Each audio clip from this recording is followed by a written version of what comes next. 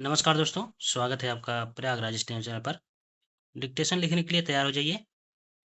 Ready, start. 1990 के दशक के शुरुआत के बाद कृषि और गैर कृषि क्षेत्रों की विकास दरों में विषमताएं तेजी से बढ़ी।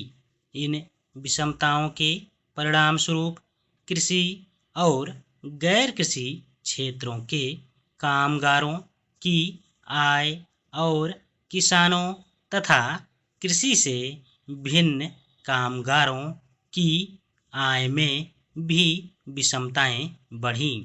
वर्ष 2011-12 के दौरान कृषि क्षेत्र के एक कामगार की आय गैर कृषि क्षेत्र के कामगार की आय का 5वां हिस्सा थी और एक किसान की आय गैर कृषि क्षेत्र के कामगार की आय की तुलना में 1/3 ही थी। कृषिगत आय की धीमी विकास दर और बढ़ती विषमताएं देश में कृषि क्षेत्र से जुड़ी मौजूदा त्रासदी की प्रमुख स्रोत हैं, जो देश के लिए एक चुनौती बन गई है। केंद्र की राज्य सरकार ने इन दोनों चुनौतियों के समाधान के लिए कृषि क्षेत्र की विकास दर को बढ़ाने और किसानों के कल्याण को बढ़ाने के लिए दोहरी रणनीति अपनाई है। यह रणनीति उस बात से बिल्कुल भिन्न है जब देश में केवल उत्पादन और उससे संबंधित लक्ष्यों का ही अनुसरण किया जाता था, किंतु किसानों की आय के लिए कोई लक्ष्य अलग से निर्धारित नहीं किया जाता था। देश के योजनाबद्ध विकास के इतिहास में ऐसा पहली बार हुआ है जब विकास के संदर्भ में लक्ष्य के रूप में निर्धारित किया गया है कि वर्ष 2022 तक किसानों की आय को दोगुना किया जाए। यह बात इस दृष्टि से भी महत्वपूर्ण है कि देश के लगभग आधे परिवार कृषि और इससे संबंधित क्रियाकलापों से अपनी आजीविका प्राप्त करते हैं।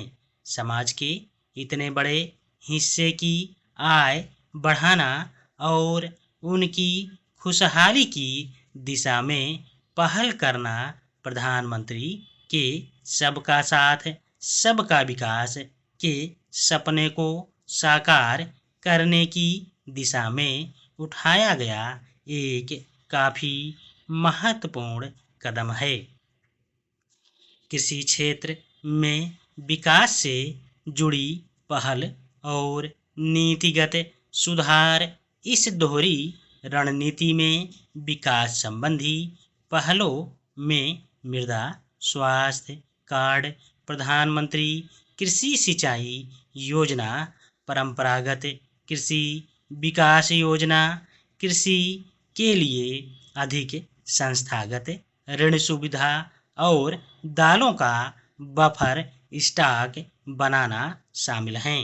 इन पहलों और उपायों का लक्ष्य कृषि विकास दर बढ़ाना, क्षमता में सुधार लाना, लागत घटाना, उत्पादन में लचीलापन लाना है। इन उपायों से निश्चित तौर पर किसानों की आय बढ़ाने में मदद मिलेगी, किंतु इनसे अधिक आय नहीं बढ़ सकती। पिछले अनुभव के आधार पर यह अनुमान है कि इन उपायों से किसानों की आय दोगुना करने में लगभग 25 वर्ष का समय लगेगा।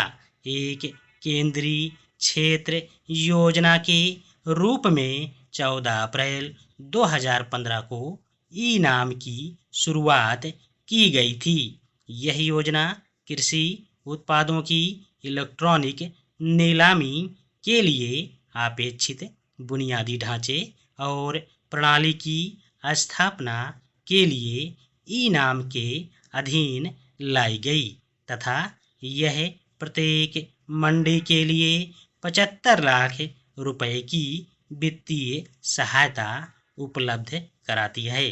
धन्यवाद।